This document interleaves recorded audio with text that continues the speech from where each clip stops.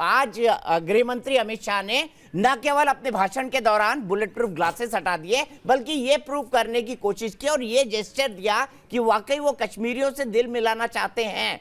आपको नहीं लगता कि ये एक ऐसी पहल है जिसकी सभी पार्टियों को सराहना करनी चाहिए? देखिए, वहां पर जाकर अगर किसी भी तरह से कश्मीरियत को जिंदा किया जाए और कश्मीर में अमन चैन के लिए कोई भी जेस्चर अपनाया जाए, उसका स्वागत। लेकिन ये टोकनिज्म है। देश के गृह मंत्री को देश से माफी मांगनी चाहिए कि प्रेसिडेंट रूल लगने के बाद, गृह मंत्रालय का रूल होने के बाद 2.25 साल तक आपको समय नहीं मिला जम्मू कश्मीर में जाने का। आज जब मजबूरी हो गई, जब वहां पर इतनी हत्याएं हुई, इतनी शहादत हुई, उसके बाद आपकी नींद जागी है, फिर आप जाकर वहां पर ये टोकनिज्म कर रहे हैं। उन लोगों से पूछिए जिनके पिछले 1 महीने में घर से जो जवान थे वो शहीद हुए हैं। उस अध्यापिका जिसको पूरी तरह से टारगेट किलिंग के तहत मारा गया, उनके परिवार से पूछिए क्या हुआ है। इस टोकनिज्म के सहारे आप जम्मू कश्मीर को जिंदा करेंगे? आईटीबीपी के कैंपों में आप जाइए ना। चाइना जिस तरह से वहां पर कई जगह हमारे देश के वहां पर घुसा हुआ है। बंगाल और बिहार के चुनाव प्रचार का समय है अमित शाह जी के पास और मोदी जी के पास, लेकिन जम्मू कश्मीर जाने का समय नहीं है। कोरोना के समय में एक बार भी गए हो तो बता दीजिए, इतनी बड़ी महामारी थी। जम्मू कश्मीर को अगर इतना ही दिल से आप मानते हैं तो, क्योंकि वहां चुनाव नहीं है। चुनाव तो बंगाल में थे, चुनाव तो बिहार में थे। एक बार कश्मीरी पंडितों के शरणार्थी शिविर में भी भेज दीजिए। 2 महीने पहले वहां पर राशन नहीं मिलने के कारण खूब हड़ताल और नारेबाजी हुई है। ये टोकनिज्म से काम नहीं चलेगा।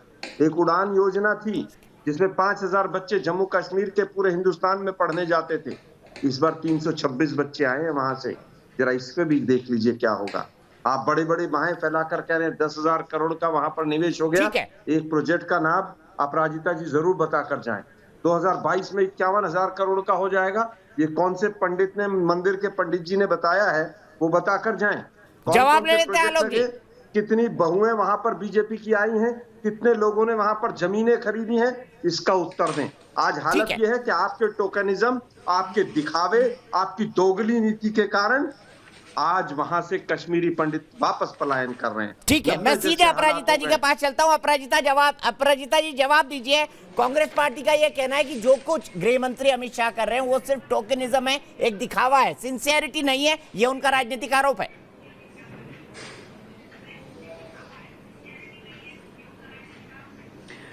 आप सबको मेरा नमस्कार। क्रिया होने से प्रतिक्रिया होती है। दुखद यह है कि हर बार विपक्षी दलों की और विशेषकर कांग्रेस की नकारात्मक प्रतिक्रिया होती है।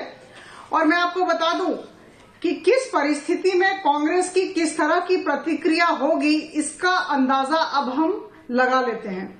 पता था आलोक जी निश्चित तौर पर कहेंगे कि इतनी देरी क्यों हुई, विलंब क्यों हुआ, आदरणीय अमित शाह जी अब क्यों गए। देखिए, आदरणीय अमित शाह जी देश के गृह मंत्री हैं और बहुत सारे कार्यों को सुचारू ढंग से चलाना पड़ता है। और जम्मू कश्मीर में जिस तरह का काम 5 अगस्त 2019 के बाद से आज तक हुआ है, मुझे लगता है आप सबको उसकी सराहना करनी चाहिए। चूंकि पाकिस्तान के जीत पर बात निकली तो आपके 2 नेता, एक रागिनी नायक और सर्वप्रथम राधिका खेड़ा, उन्होंने ट्वीट किया है इस बात पर खुशी जताते हुए कि भारत हार गया। क्या ये कांग्रेस की स्टेटेड पोजीशन है? देखिए, मुझे लगता है वो हार या जीत के ऊपर नहीं है, वो तंज इस बात पर है कि आप खेल को भी राजनीति में घसीट लाते हैं। आप खेल को भी पूरी तरह से भारत पाकिस्तान और हिंदू मुसलमान बना देते हैं। जो पाकिस्तान करता है वही यहाँ पर अंधभक्त करते हैं। क्या ये सच नहीं है? आप पिछले हमारी सरकार थी जब, आप पत्रकार जगत के ट्वीट उतार लीजिए, क्या क्या कहते थे कि साहब कांग्रेस गद्दार है तो क्रिकेट और आतंकवाद साथ साथ चलाती। अब किसी एक मीडिया चैनल की हिम्मत हुई हो कि सरकार ने ऐसा क्यों कर दिया, एक डिबेट हुई हो तो मुझे बता दीजिए।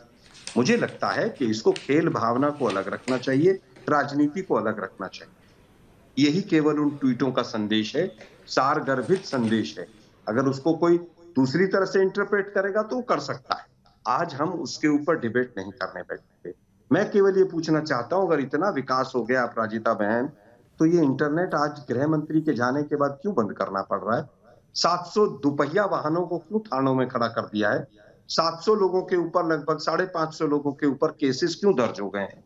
100 लोगों के ऊपर स्पेशल प्रोटेक्शन एक्ट का कानून क्यों लगा दिया गया है? अगर इतने अच्छे हालात हैं वहां पर, तो फिर तो ये सब नहीं होना चाहिए।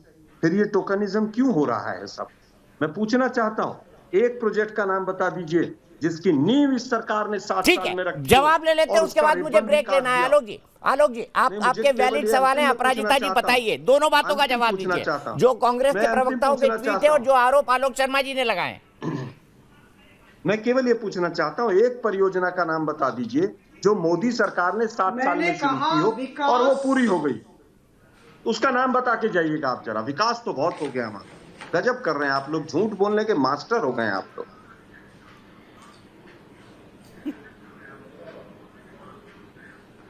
देखिए, मैं आपको बता दूं कि विकास की प्रक्रिया होती है और अरे भाई, एक एक रात में प्रोजेक्ट या 7 2 साल में दिनों में पूरा नहीं विकास हुआ, नहीं कौन हो सा जाता है। विकास चल रहा है? 70 50 सालों में में 3 परिवारों ने जम्मू तीनों और परिवार, कश्मीर देखिए, को खत्म कर दीपक जी, दिया, मुझे 10 इसे सेकंड हमें दीजिएगा। मानना पड़ेगा। महबूबा और मुफ्ती 60 के साथ सालों में जिस 3.5 तरह साल के सरकार काम चला हुए कर आए हैं वो ये लोग। अभिनंदनीय अब ये है, मैं परिवार आपको बता खराब हो दूं। गए।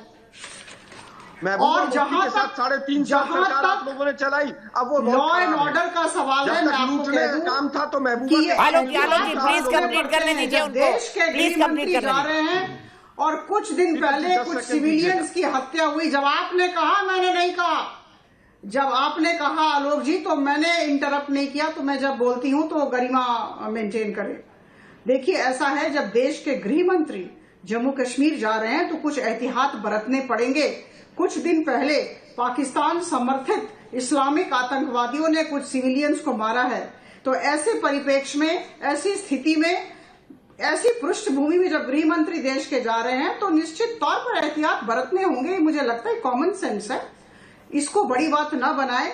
बात करें विकास की, बात करें जो हमारे एजेंडा हैं उनको लेकर बातचीत करें। हम जिस तरह से कार्य किए जा रहे हैं, 100% वैक्सीनेशन हुआ है वहां, इसे स्वीकार लें आप। जितने भी एडल्ट हैं, जितने भी वयस्क हैं, जैसी स्थिति है वहां, फिर भी हमने 100% वैक्सीनेशन वहां किया है, कोरोना वैक्सीनेशन।